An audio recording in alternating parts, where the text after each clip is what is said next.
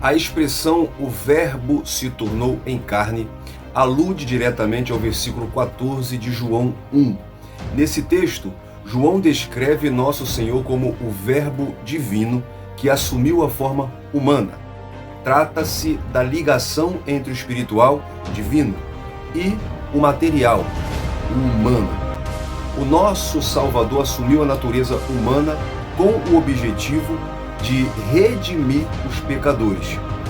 Essa é a mensagem central que o evangelista transmite em seu evangelho. Eu sou Jonathan Cadiz e quero estudar com você hoje mais uma lição da nossa Escola Bíblica Dominical.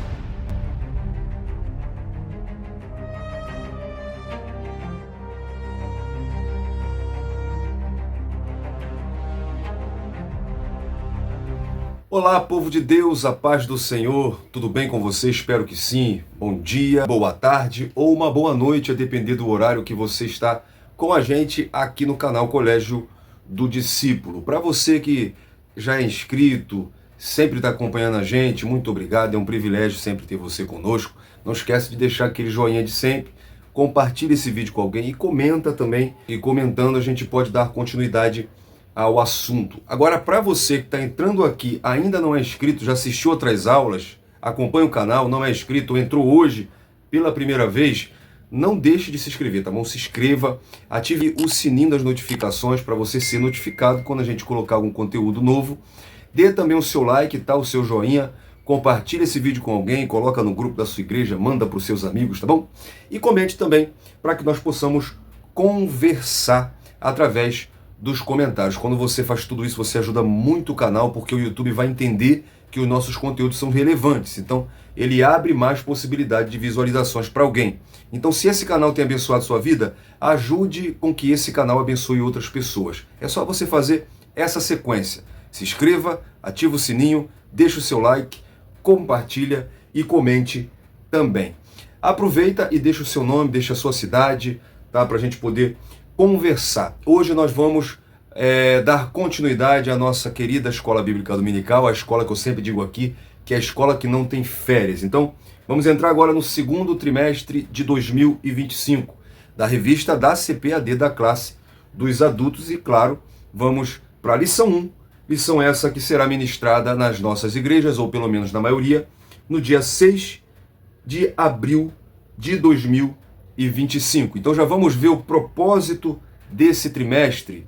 Aí na sua contracapa, né, você sempre vai ter o objetivo desse trimestre. E aí está escrito assim, ó: nesse trimestre iremos estudar o Evangelho de João. Trata-se de um documento do Novo Testamento que foca na região do sul de Israel, Judéia e Jerusalém. Além de apresentar eventos que outros evangelhos denominados sinóticos, devido à semelhança no conteúdo, não abordam, o material que você tem em mãos apresenta verdades profundas da fé cristã que todos os cristãos devem conhecer: a divindade de Jesus, o relacionamento pessoal do Salvador com aqueles que são salvos, referências claras ao Espírito Santo, que viria como Consolador, e a doutrina da regeneração ou novo nascimento. O objetivo do Evangelho de João pode ser resumido nas seguintes palavras: estes, porém, foram escritos para que creiais que Jesus é o Cristo, o Filho de Deus, e para que, crendo, tenham vida em seu nome. João 20:31.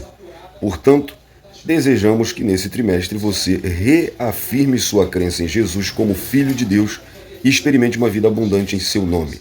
Um trimestre abençoado. Também é o que nós desejamos juntos aqui no canal. O título da revista: E o Verbo se fez carne, Jesus sob o olhar do apóstolo do amor. A lição 1 tem como título: E o Verbo se tornou em carne. Vai na descrição porque já tem essa revista nova para você, tem a revista nova de todas as classes em link para você poder baixar, tem um livro de apoio também, tem as nossas redes sociais, a gente coloca esse material e muito mais no nosso Facebook. Também tem um link do grupo Manual da EBD, onde também nós colocamos sempre esses materiais e muitos outros administradores e membros que sempre estão colocando subsídios para ajudar na sua classe da Escola Bíblica Dominical. Vamos orar então para iniciar essa aula, para iniciar esse trimestre. Ore comigo, por favor. Pai, obrigado, Senhor, por chegarmos até aqui. Mais esse trimestre, Pai. Nós já te pedimos que seja um trimestre abençoado. Abençoe nossos professores, abençoe nossos alunos para entenderem. Em nome de Jesus, Pai, que esse trimestre seja edificante. Abençoe essa aula, Pai, de hoje. Nos ilumina, nos ajuda a cumprir o teu querer e falar da tua palavra. E juntos vamos sendo sempre edificados pela palavra de Deus.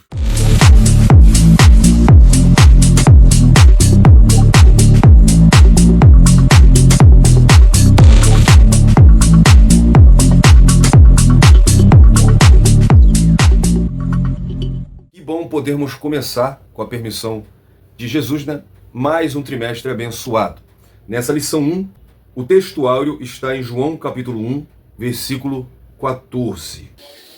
E o Verbo se fez carne e habitou entre nós, e vimos a sua glória como a glória do unigênito do Pai, cheio de graça e de verdade. Nós não vamos falar do texto áureo em si, porque ele está inserido na leitura bíblica em classe. Nós vamos falar um pouquinho sobre a leitura bíblica em classe. A verdade prática diz: o Verbo de Deus inseriu-se na história, assumindo a forma de homem para redimir os pecadores. Então ele é o Verbo de Deus. João capítulo 1, versículo 1. O Verbo eterno, No grego, o Logos, a palavra. Em João, denota a palavra essencial de Deus. Jesus Cristo, a sabedoria pessoal e poder em união com Deus. É o seu ministro da criação e governo do universo. A causa de toda a vida, do mundo, tanto física quanto ética, que se tornou homem para redimir os homens. Ele é, portanto, o Verbo encarnado, o Verbo vivo, a palavra encarnada. Ele se inseriu na história. Então, ele não foi criado ou passou a existir, Mas ele, que é o Verbo eterno, foi gerado fisicamente pelo Espírito Santo, sendo inserido fisicamente na história humana. E então ele assumiu a forma humana. Ele esvaziou-se, não de sua divindade, porém, ele decidiu deixar seus privilégios e sua glória divina e assumir a forma humana. É do grego esvaziar-se, kenosis, em Filipenses capítulo 2. E com um propósito, é a parte final da nossa verdade prática: redimir os pecadores. Então ele encarnou, passou pelas nossas experiências para que, vencendo o pecado, pudesse ser o sacrifício perfeito e o nosso sumo sacerdote eterno. Hebreus capítulo 2, versículo 17 e 18. Pelo que convinha que em tudo fosse semelhante aos irmãos, para ser misericordioso e fiel sumo sacerdote naquilo que é de Deus, para expiar os pecados do povo, porque naquilo que ele mesmo, sendo tentado, padeceu, pode socorrer os que são tentados. A nossa leitura diária dessa lição de número 1, na segunda-feira, o Verbo como a semente da mulher, em Gênesis 3,15. Na terça-feira, Filipenses 2,5, adotando o mesmo sentimento do Verbo divino. Quarta-feira, Filipenses 2,6, o Verbo existe gloriosamente em forma de Deus. Quinta-feira, Filipenses 2,7, o Verbo eterno tomou a forma humana e temporal, o que não significa que ele assumiu essa forma temporariamente, hoje ele não tem mais essa forma. Temporal significa que ele entrou no tempo, no cronos. Na sexta-feira, Isaías 7,14, o Verbo é o mesmo Emanuel, é o Deus conosco. E sábado, Filipenses 2,8, o Verbo tornou-se semelhante aos homens. E a leitura bíblica em classe se encontra no Evangelho segundo o relato de João, capítulo 1, do versículo 1 ao versículo 14.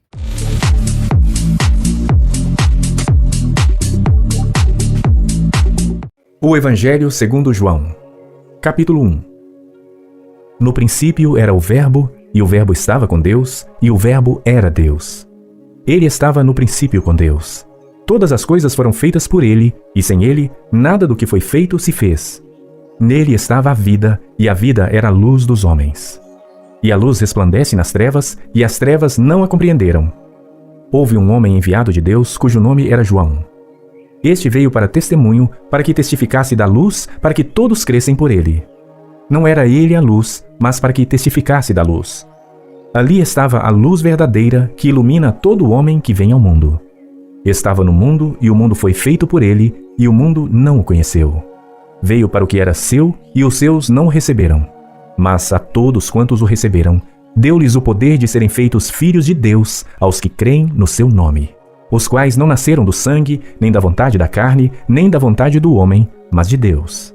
E o Verbo se fez carne, e habitou entre nós, e vimos a sua glória como a glória do unigênito do Pai, cheio de graça e de verdade.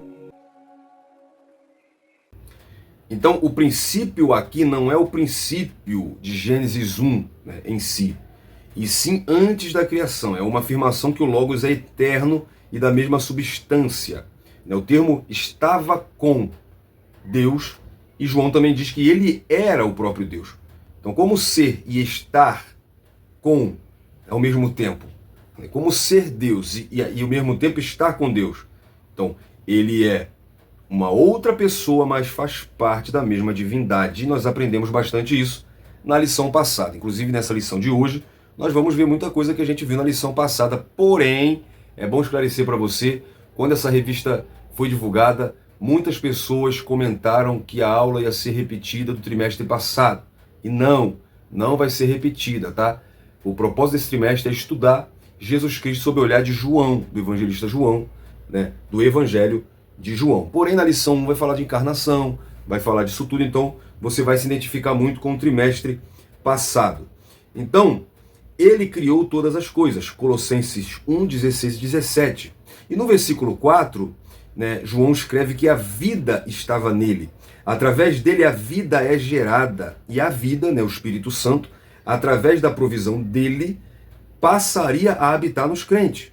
E aí no versículo 6 e 7, né, João faz uma alusão a João Batista, que veio testificar dele, né, o batizador, quem apontou Jesus aos homens como luz, e foi através da fé desses homens que outros vieram a crer. É no capítulo 5, versículo 35, ele era candeia que ardia e alumiava, e vós quisestes alegrar-vos por um pouco de tempo com a sua luz. Mas João não era a própria luz, mas aquele que apontou para a luz. E aí, a partir do versículo 11, né, João já diz que ele veio para os seus, né, e os seus, no grego, significa casa, né, da sua casa, significa do seu povo.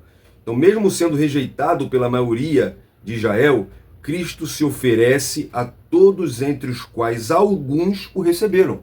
E aí no versículo 12, esses que o receberam têm o direito de serem chamados filhos de Deus. E filhos de Deus são somente os que creem em Cristo.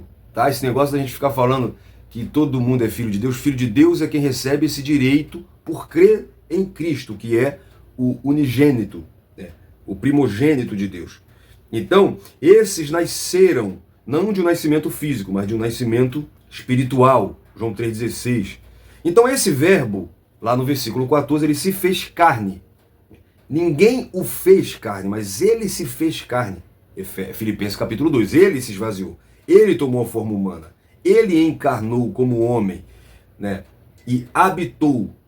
Ou, né, o texto no grego, habitou é tabernaculou. Então, em Cristo vemos a realidade da glória divina. Colossenses capítulo 1, versículo 19. Nele habita corporealmente toda a plenitude da glória de Deus. Ele é o Deus conosco, conforme Mateus capítulo 1, versículo 23. No nosso mapa mental, a palavra-chave é encarnação, do latim incarnation, que in, né, que significa dentro, e caro, carnes, que significa carne. Significa tornar-se carne, ou assumir um corpo de carne. Na teologia cristã, encarnação refere-se ao evento central do Novo Testamento, em que Deus, Filho, se fez carne na pessoa de Jesus Cristo. Deus entrou na história humana para trazer salvação. E é muito importante não confundir encarnação com reencarnação. Tá? Reencarnação é a alma de alguém que morreu e reencarna em outro corpo, segundo o conceito do espiritismo kardecista. Na encarnação, o Deus vivo assumiu um corpo para salvar aqueles que estavam mortos por causa do pecado. Então, essa lição tem como objetivos apresentar as informações introdutórias sobre o Evangelho de João, revelar o Senhor Jesus como Verbo de Deus e explicar, tanto doutrinariamente como biblicamente, a manifestação do Verbo. E ela está distribuída da seguinte forma. O tópico 1, o Evangelho de João, dividido em 3 subtópicos. Tópico 1, autoria e data.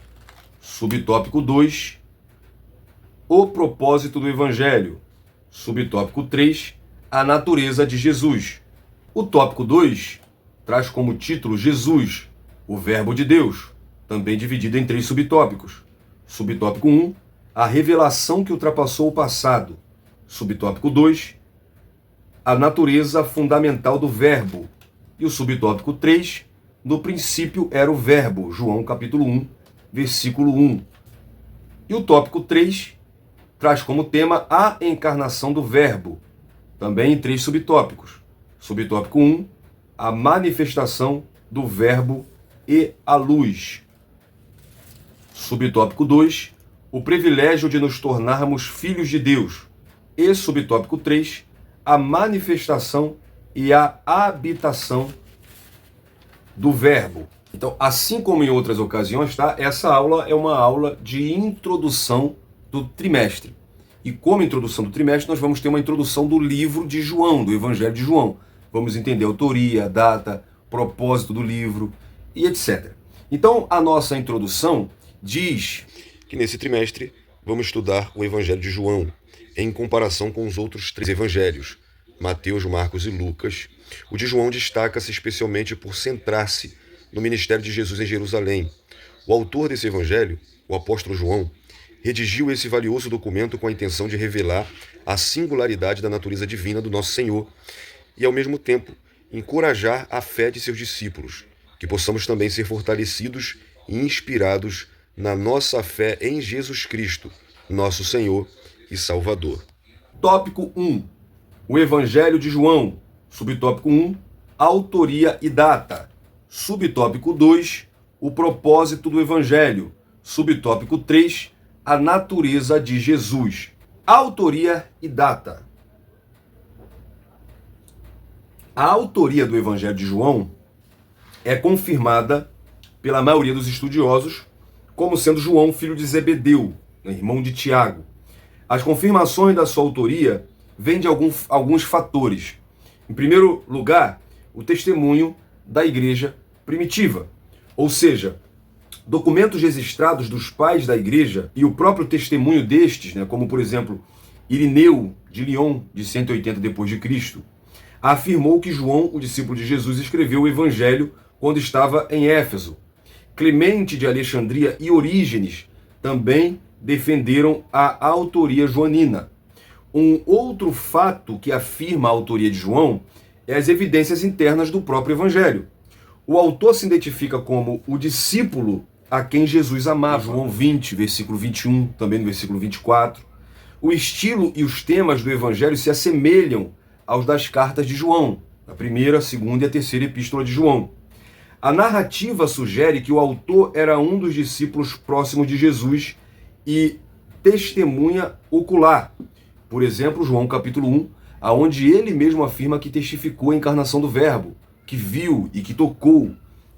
Então, sobre a datação, embora haja especulações de que teria sido escrito antes do ano 70, que foi antes da destruição do templo, pois não menciona esse evento diretamente, a hipótese mais certa é que o Evangelho de João é datado do ano 80 ao ano 90 depois de Cristo. A maioria dos estudiosos acreditam que João foi escrito por essa data com base no desenvolvimento teológico do texto e na tradição primitiva. O Evangelho de João responde a desafios do final do século I, como o crescimento do gnosticismo e o rompimento entre judeus e cristãos. Então, provavelmente, João escreveu quando estava em Éfeso para fortalecer a fé dos cristãos e combater as heresias emergentes. Então, quem foi João? Bom, João foi um dos 12 apóstolos, filho de Zebedeu e irmão de Tiago. No começo de sua vida, ele era pescador, Marcos 1, 17 ao 20. Provavelmente ele é o discípulo de João Batista mencionado em João capítulo 1, versículo 40, e cujo nome não é citado. Mais tarde, ele foi chamado, para ser discípulo de Jesus Cristo, Mateus 4, 21 ao 22 e Lucas 5, do 1 ao 11. Jesus também chamou ele e seu irmão de Boanerges, que significa filhos do trovão, Marcos 3, 17. Foi um dos que estavam com o Senhor quando a filha de Jairo foi levantada dos mortos, em Marcos 5. No Monte da Transfiguração, em Mateus 17, e também no Getsêmani, em Mateus 26, o que mostra que João era bem próximo de Jesus. João e seus escritos referem-se a si mesmo como o outro discípulo, em João 20, do 2 ao 8. Há frequente referência a ele nos relatos da crucificação e da ressurreição. Lucas fala dele no capítulo 22, versículo 8. O próprio João em diversas vezes, capítulo 18, versículo 15, capítulo 19, 26 e 27, capítulo 20, versículo 2 e capítulo 21, versículo 1 e 2. Mais tarde, João foi exilado na ilha de Patmos, onde ele escreveu o livro do Apocalipse. E ele mesmo se identifica e diz por que está lá e aonde está em Apocalipse 1:9. Foi presbítero em Éfeso e morreu em idade avançada. É conhecido também como apóstolo do amor. E Paulo chama João de uma das colunas, em Gálatas capítulo 2, versículo 9. O propósito do Evangelho. Então, dentro de alguns propósitos do Evangelho de João, estão, em primeiro lugar, e mais importante, levar os leitores à fé em Jesus como Messias de Deus. João quer que seus leitores reconheçam que Jesus é o Cristo, é o Messias esperado pelos judeus, e o Filho de Deus, é a sua identidade divina. O Evangelho apresenta 7 sinais milagrosos que demonstram a divindade de Cristo, culminando na ressurreição. E também oferecer vida eterna através da fé em Jesus. Então João ele enfatiza que a fé em Jesus leva à vida eterna. Por exemplo, em João 3,16, para que todos aqueles que nele creem não pereçam, mas tenham a vida eterna. João também, capítulo 10, versículo 10. A vida mencionada não é apenas a existência, mas uma comunhão profunda com Deus. Um outro propósito também é revelar a natureza divina de Jesus. Desde o capítulo 1, que é chamado do prólogo do Evangelho de João, ou seja, a apresentação de todo o livro, que vai do versículo 1 ao versículo 14, eu até estenderia até o versículo 18, nesse trecho, o apóstolo apresenta Jesus como filho enviado de Deus ao mundo para fazer parte da história. João capítulo 1, versículo 1. No princípio era o verbo estava com Deus e o verbo era Deus. Assim sendo, o Logos é a palavra encarnada. Jesus declara sua divindade por meio do eu sou, presente nesse evangelho, que remetem o nome de Deus revelado a Moisés em Êxodo 3,14. E em quarto lugar, esse evangelho também tem um propósito de mostrar que Jesus é o cumprimento do Antigo Testamento. João ele conecta Jesus às figuras e eventos do Antigo Testamento, como o Cordeiro de Deus, em João 1,29, e a serpente levantada no deserto, lá em João 3, 14 e 15. E um outro propósito também do Evangelho de João é fortalecer os crentes diante das perseguições e heresias. O Evangelho foi escrito em um contexto de crescente oposição aos cristãos, tanto dos judeus quanto dos romanos. Também combate heresias emergentes, como o gnosticismo, que aprendemos no primeiro trimestre, que negava a encarnação de Cristo, uma das correntes do gnosticismo chamado docetismo. Então, o Cristo descrito por João, e méritos aqui, créditos para o pastor Joiade Serra, que é o pastor que disponibiliza sempre esse material gratuito, que eu estou utilizando aqui nessa aula, sempre utilizo, Então, vamos ver Cristo descrito por João. Tem 2 lives com o pastor Joiade Serra, muito bacana, tá? Vai na playlist lá de lives ou na playlist do primeiro trimestre de 2025 e você vai assistir a importância da EBD e também uma live de resumo de todo o primeiro trimestre. Se você não assistiu, vai lá, com o pastor Joiade Serra, muito bom, tá bom? Aproveita, vai na descrição da live de resumo do primeiro trimestre, porque tá todo o material do pastor Joiade lá, tá o canal, tá a página no Instagram, a página no Facebook, o canal no Telegram, que vai te ajudar muito. Então, vai lá, tá? Cada capítulo de João contém a descrição de algum aspecto especial do caráter ou obra de Cristo. Nós vemos em João capítulo 1, do 1 ao 14, o Filho de Deus. Capítulo 2, do 1 ao 10, o Filho do Homem. Capítulo 3, do 2 ao 21, o Mestre Divino. O Ganhador de Almas, no capítulo 4, do 7 ao 29. O Grande Médico, em João 5, do 1 ao 9. O Pão da Vida, no capítulo 6, do 32 ao 58. A Água da Vida, João 7, 37. O Defensor do Fraco, João 8, do 3 ao 11. A Luz do Mundo, no capítulo 9, do 1 ao 39. O Bom Pastor, João 10, do 1 ao 16. O Príncipe da Vida, João 11, do 1 ao 44. Jesus como Rei, em João 12, do 12 ao 15. Jesus como Servo, em João 13, do 1 ao 10. O Consolador, em João 14, do 1 ao 3. A Videira Verdadeira, no capítulo 15, do 1 ao 16. O Doador do Espírito Santo, olha que interessante, em João 16, do 1 ao 15. O Grande Intercessor, João 17, do 1 ao 26. O Sofredor Moderno, em João 18, do 1 ao 11. O Salvador Crucificado, capítulo 19, do 16 ao 19. O Conquistador da Morte, João 1, 31.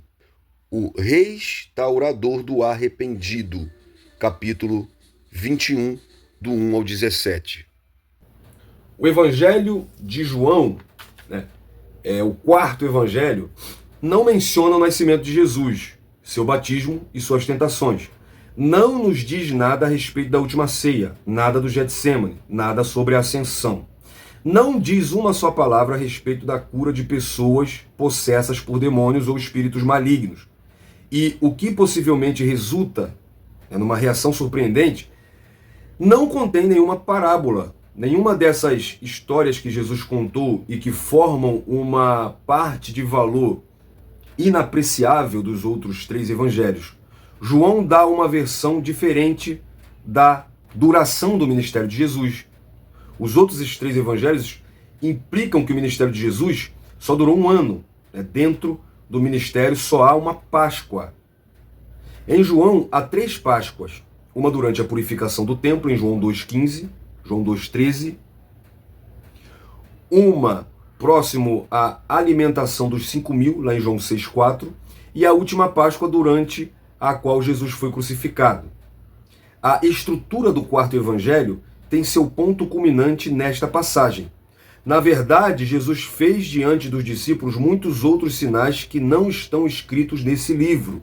Estes, porém, foram registrados para que creias que Jesus é o Filho, que Jesus é o Cristo, o Filho de Deus, e para que crendo tenhas vida em seu nome. João 20, versículo 30 e 31.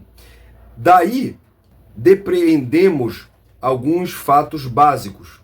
Primeiro, João sabia dos outros fatos da vida de Jesus que, propositalmente, ele não historiou. Segundo, o material por ele incluído em seu evangelho visa mostrar a deidade de Jesus. Terceiro, a deidade de Jesus integra da fé cristã. A vida eterna só pertence aos crentes na deidade de Cristo, ou seja, aqueles que crê que Jesus é o Cristo, que Jesus é Deus. Esses são participantes da vida. A natureza de Jesus. João consegue ser o escritor que mais ressalta a divindade, a deidade de Jesus, sendo também quem mais escreve sobre a encarnação, ou sobre a sua natureza humana. No Evangelho de João, a natureza de Jesus é revelada de maneira profunda e teológica, destacando tanto a sua divindade quanto a sua humanidade.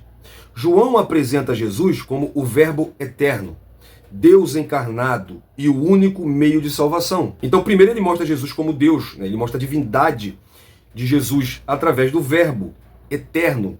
Em João 1, do 1 ao 3, Jesus existia antes da criação. Ele estava em plena comunhão com Deus. Ele é Deus e criou todas as coisas. E também João mostra muitas declarações eu sou, que Jesus usa, né, essa expressão eu sou para identificar, conectando-se diretamente com o nome de Deus revelado a Moisés. E aí nesse evangelho nós temos eu sou o pão da vida, no capítulo 6, versículo 35, ou seja, a fonte de vida espiritual.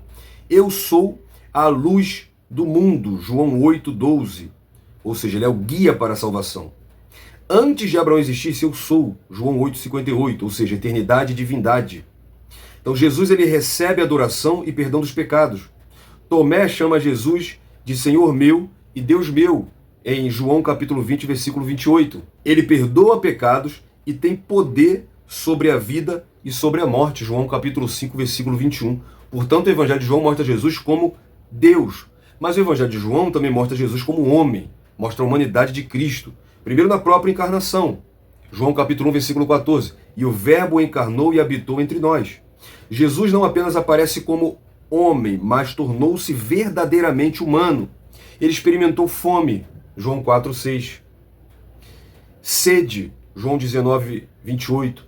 Tristeza, João 11, 35. E morte, João 19, 30, claro, não permaneceu morto. O relacionamento de Jesus com pessoas também mostra sua humanidade. Jesus chorou por Lázaro, em João 11, 35. Ele demonstrou amizade e carinho. A sua humanidade permitiu que ele fosse mediador entre Deus e os homens. Então lembra da união hipostática que nós estudamos no trimestre passado? Então o Evangelho de João mostra que Jesus não é metade Deus e metade homem, e sim plenamente Deus e plenamente homem. Como Deus, ele criou e governa o universo. Como homem, ele morreu pelos pecados da humanidade. Então, como resumo, vemos...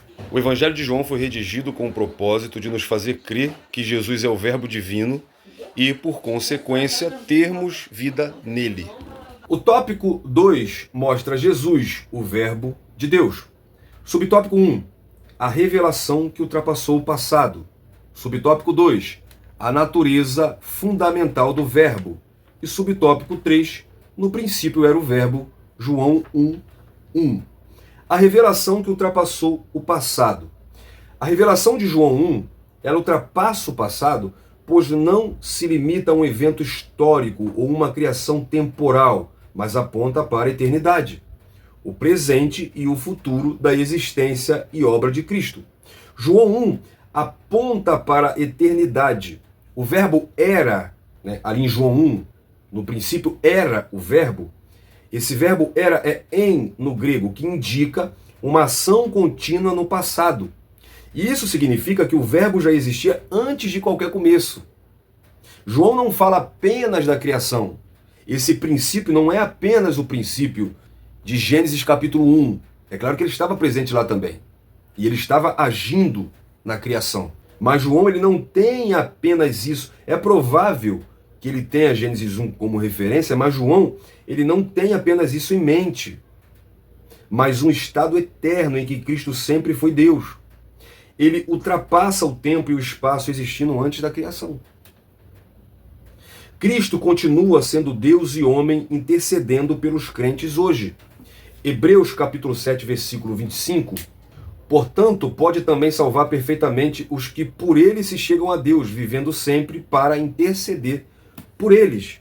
Ele é o caminho, a verdade e a vida, conforme ele mesmo declarou em João 14, 6. E esse caminho, essa verdade e essa vida está disponível agora para aqueles que o recebem. Então, ele também é uma esperança para o presente e o verbo é a esperança para o futuro. No versículo 5, o verbo resplandecer, que é painei, está no presente contínuo, indicando que Cristo continua iluminando. Ou seja, sua luz não se apagará. Ele voltará glorificado para buscar a sua igreja. E Apocalipse 21, 23 diz que ele é a própria luz que ilumina a Nova Jerusalém. Portanto, a declaração do verbo, ela ultrapassa o passado.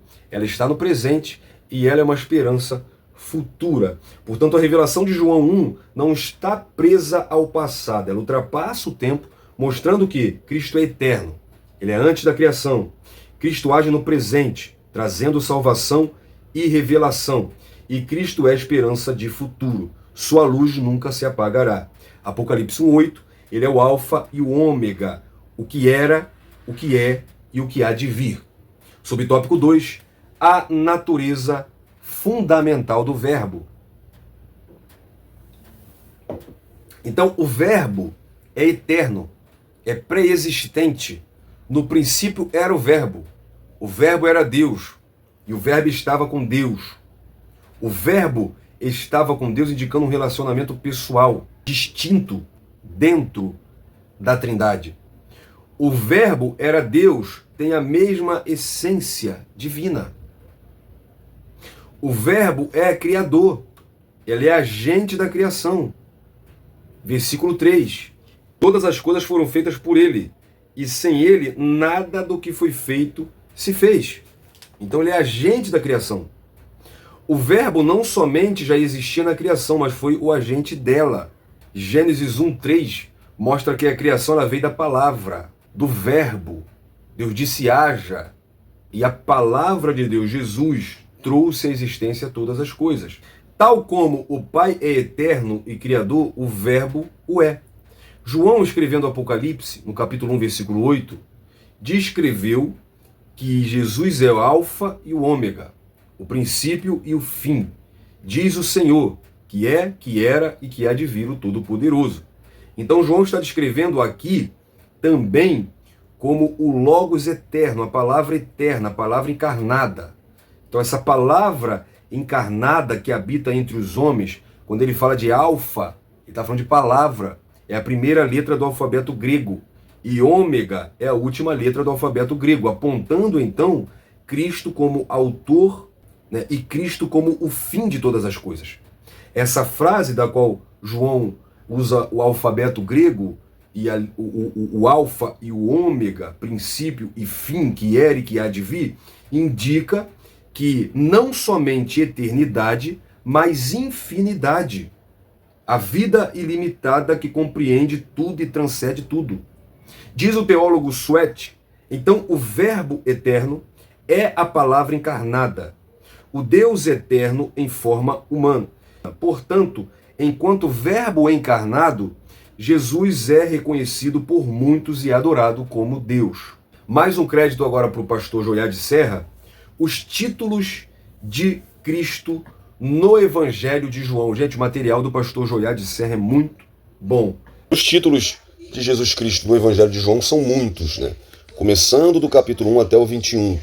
Ele é o verbo divino, ele é o criador de todas as coisas. Ao lado você tem a referência bíblica. Ele é a luz verdadeira, ele é o Deus unigênito, ele é o Cordeiro de Deus que tira o pecado do mundo, ele é o Filho de Deus, ele é o Messias, ele é Jesus de Nazaré, ele é o Rei de Israel, ele é o Filho do Homem, tudo isso só no capítulo 1. A partir do capítulo 2, ele é o que transforma água em vinho, ele é o purificador do templo. Capítulo 3, ele é o Mestre divino, ele é o Filho unigênito de Deus. Capítulo 4, ele é a fonte de água viva, ele é o Salvador do mundo. Capítulo 5, ele é o juiz dos vivos e dos mortos. Capítulo 6, ele é o pão vivo que desceu do céu. Ele é o pão da vida. Capítulo 7, ele é a água viva. Capítulo 8, ele é a luz do mundo. Ele é o libertador de Israel. No capítulo 9, ele é o restaurador da vista dos cegos. No capítulo 10, ele é a porta das ovelhas. Ele é o bom pastor. No capítulo 11, ele é a ressurreição e a vida. No capítulo 12, ele é o bendito rei de Israel. Capítulo 13, ele é o grande servo, lavando os pés do discípulo. Em João 14, ele é o caminho, a verdade e a vida. Em João 15, ele é a videira verdadeira. João 16, ele é o vencedor do mundo. João 17, ele é o sumo sacerdote intercessor. No capítulo 18, ele é o mestre traído e negado pelos discípulos. Em João 19, ele é o Salvador crucificado. No capítulo 20, ele é o Salvador ressuscitado. Ele é o Senhor Deus. Ele é o Cristo. E no capítulo 21, ele é o restaurador do discípulo arrependido. Só João narrou a oração sacerdotal de Jesus e sua intimidade com o Pai, em João 17. A maioria dos milagres narrados em João são inéditos em relação aos outros evangelhos. Ele selecionou 7 milagres, 5 deles inéditos, para revelar a divindade de Jesus. Transformar água em vinho, no capítulo 2, do 1 ao 11. A cura do filho do oficial, no capítulo 4, do 46 ao 54. A cura do paralítico de Betesda, no capítulo 5, do 1 ao 9. A multiplicação dos pães e peixes, no capítulo 6, do 1 ao 14. Andar sobre as águas, no capítulo 6, do 12 ao 21. A cura do cego de nascença, no capítulo 9, do 1 ao 11. E a ressurreição de Lázaro, que é considerado o maior evento no ministério de Jesus, no capítulo 11, do 1 ao 46. E subtópico 3, no princípio era o verbo. Capítulo 1, versículo 1. Então já vimos que no grego do Novo Testamento, a palavra que se traduz por verbo é logos, que significa palavra. O conceito de logos traz consigo a noção da expressão tanto da razão quanto da linguagem. Em Hebreus capítulo 1, versículo 1, havendo Deus antigamente falado muitas vezes e de muitas maneiras aos pais pelos profetas, a nós falou-nos nesses últimos dias pelo Filho.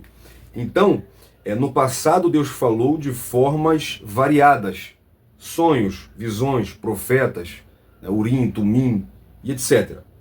E em momentos distintos, conforme o autor diz muitas vezes, nos falou nesses últimos dias pelo Filho. Então Jesus não é apenas mais um profeta, mas a palavra encarnada. Ele é a expressão exata de Deus. Aí o autor aos Hebreus diz, no versículo 3,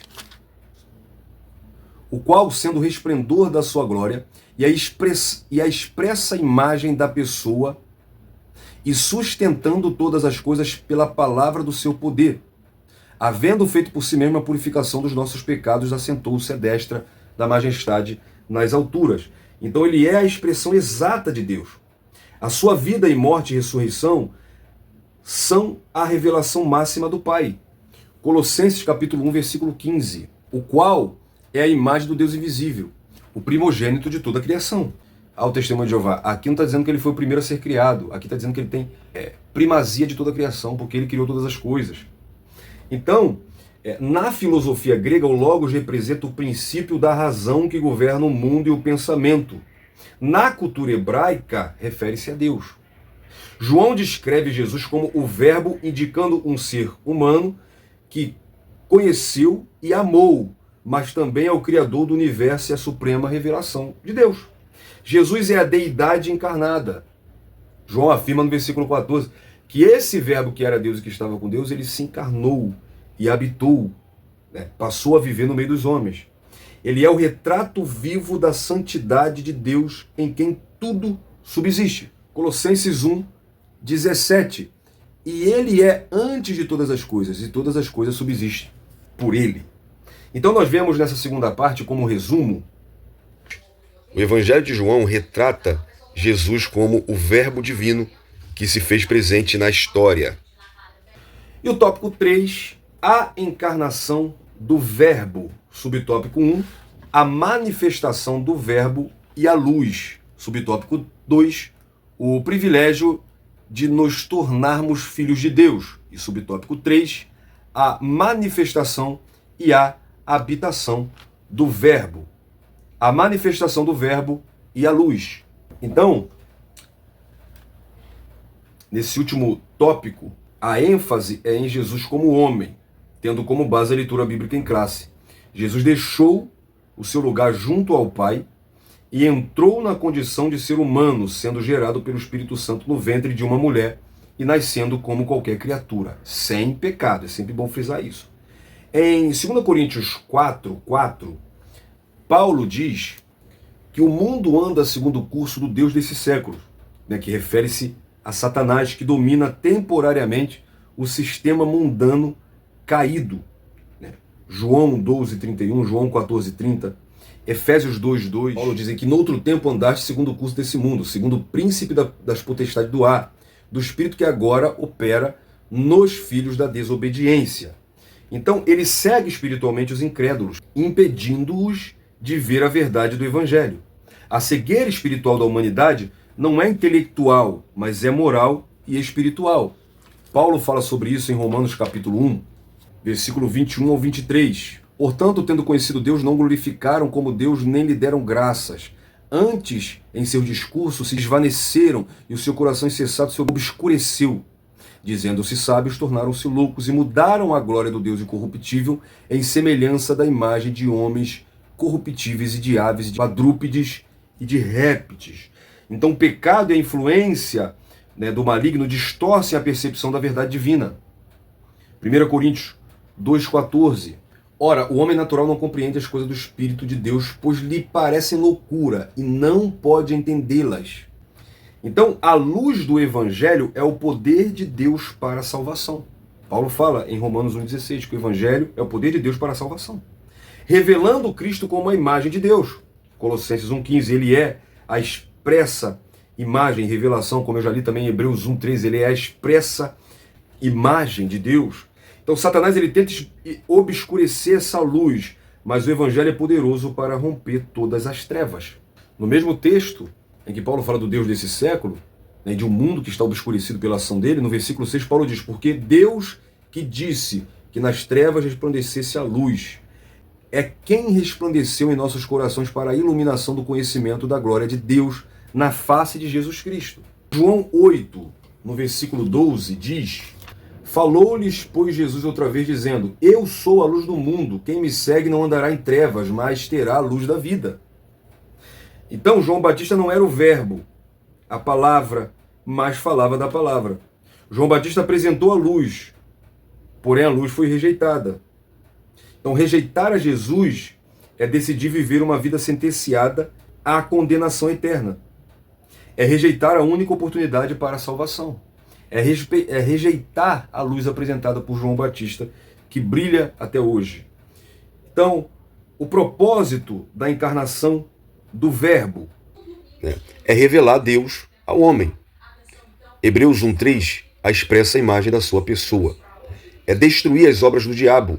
1 João 3,8, para isso, o Filho de Deus se manifestou, para desfazer as obras do diabo, para tornar possível a morte do Redentor. Hebreus 2,9, provasse a morte por todos. Um outro propósito é ser o nosso sumo sacerdote. Hebreus 4,14, visto que temos um grande sacerdote. É prover o sacrifício efetivo pelo pecado. Hebreus 10, do 1 ao 10. É demonstrar a glória de Deus. João 1,14 e Lucas 2,14. É cumprir o decreto de Deus. Gálatas 4,4. É ser o mediador entre Deus e os homens. Hebreus 12, 24 e 1 Timóteo 5, 2, 5. É trazer paz aos homens na terra. Lucas 2,14 e Efésios 2, do 14 ao 16. A encarnação de Jesus foi o próprio Deus vindo habitar entre nós. João 1,14. A encarnação é a auto-renúncia. Filipenses 2, do 7 ao 8. Ele se auto-renunciou da sua glória e tomou a forma de homem, encarnou. A encarnação do Verbo, a doutrina da encarnação do Verbo divino excede todo o entendimento. Hebreus 2, do 16 ao 17. A encarnação deu a Jesus condições de ser o mediador entre Deus e os homens. Hebreus 2, 14. Privilégio de nos tornarmos filhos de Deus. Então, enquanto Israel rejeitou a luz da salvação, Deus ofereceu a todas as pessoas, independente da raça, da etnia, da classe social. Hoje essa luz é oferecida a todos os homens. Tito 2,11. Pois a graça está à disposição, trazendo salvação a todos os homens. Romanos capítulo 8, versículo 15 ao 17 diz: porque não recebeste espírito de escravidão para outra vez estardes em amor, mas recebestes o espírito de adoção de filhos, pelo qual clamamos Abba, Pai. O mesmo Espírito testifica com o nosso espírito que somos filhos de Deus. Então, somos filhos de Deus pelos méritos de Cristo e não pelos nossos próprios méritos, é claro. Então, ser filho de Deus é um privilégio, é uma posição concedida por Deus aos que creem em Cristo. João 1, 12 e 13. É todo aqueles que creram, deu-lhes o poder de serem chamados filhos de Deus. Não é qualquer um aí que é filho de Deus, não. A gente tem mania de falar, não, mas são filhos de Deus. Não, mas o pecador, aquele cara que não é filho de Deus. Filho de Deus é aquele que crê em Jesus. Então, no Antigo Testamento, o povo de Israel era considerado o filho de Deus de uma forma coletiva. Êxodo 4, 22, Isaías 43, 6. Contudo, o conceito de filhos adotivos através da fé em Cristo é algo que se torna claro no Novo Testamento, especialmente no Evangelho de João e nas cartas paulinas.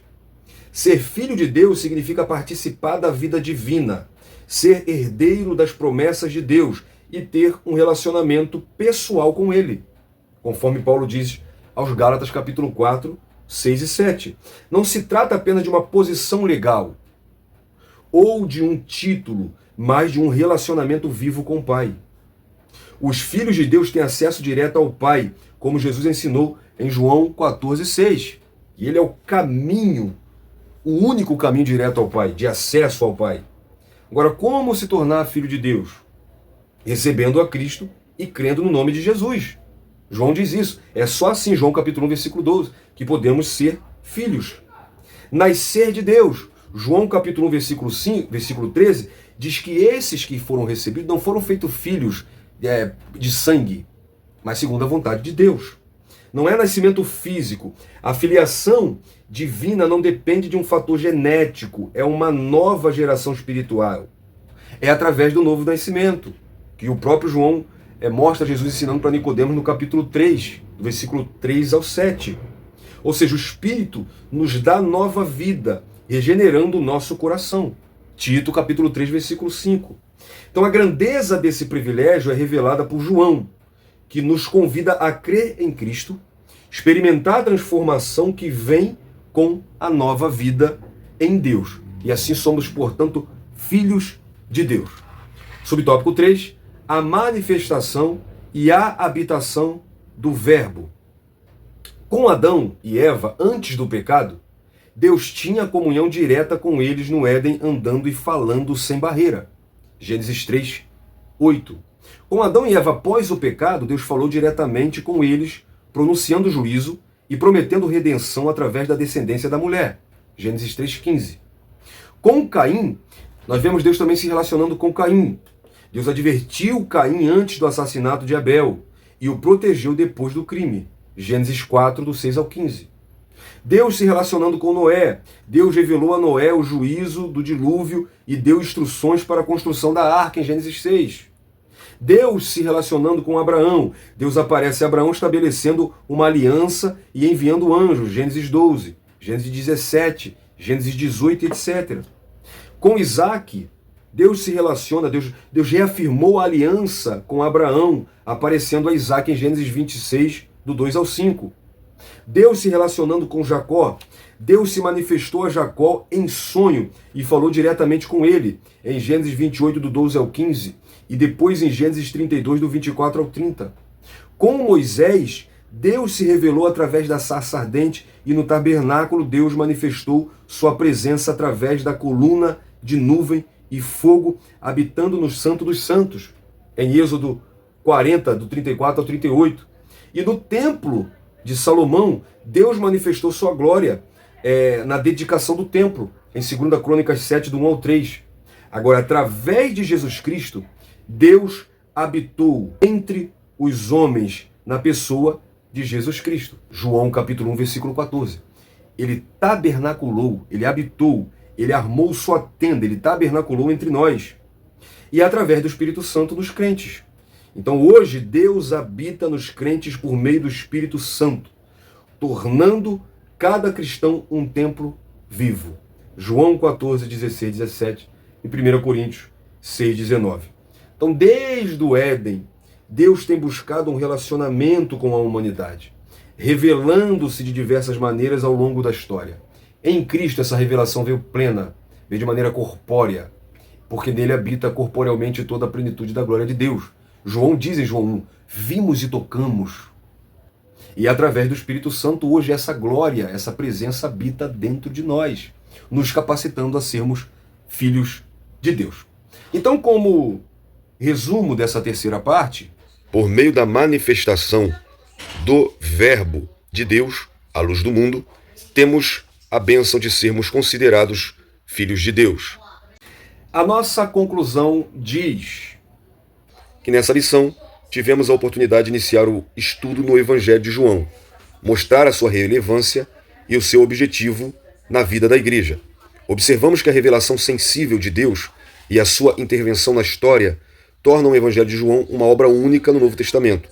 Em João, entendemos que a encarnação do Verbo trouxe luz plena àqueles que crescem. Assim, através da fé em Jesus, somos denominados feitos filhos de Deus. Então, meus irmãos, ao explorarmos a doutrina da encarnação do Verbo, devemos imediatamente relacionar esse princípio à manifestação da palavra de Deus na vida humana. Assim como o Verbo divino entrou na história para oferecer salvação ao homem pecador, a palavra de Deus se revela nas nossas vidas para nos transformar por completo. Eu quero orar pela sua vida. Ore comigo, por favor. Pai, obrigado pela oportunidade que tivemos novamente aqui, Pai, de ensinar a Tua palavra, de aprendermos juntos uns com os outros. Continua abençoando esse ouvinte, esse professor, esse superintendente, esse pastor, esse presbítero, esse dirigente, Pai. Em nome de Jesus, continue nos dando graça. Revela a Tua palavra a nós, Pai. Em nome de Jesus, abençoa a Escola Bíblica Dominical. É o que nós te pedimos, Pai, e te agradecemos em nome de Jesus. Eu espero ter contribuído para essa sua primeira lição e espero, querendo Deus, na permissão de Jesus, se Ele não voltar, contribuir para as demais lições para a sua vida. Na próxima lição teremos o tema, o novo nascimento. Não perca, assista também o questionário dessa lição e as nossas lives sobre a Escola Bíblica Dominical. Não assistiu ainda o resumo do trimestre passado? Vai na live e assista porque está muito bom, uma live especial minha com o pastor Joiade Serra. Um abraço, fique na paz, Deus abençoe sua vida.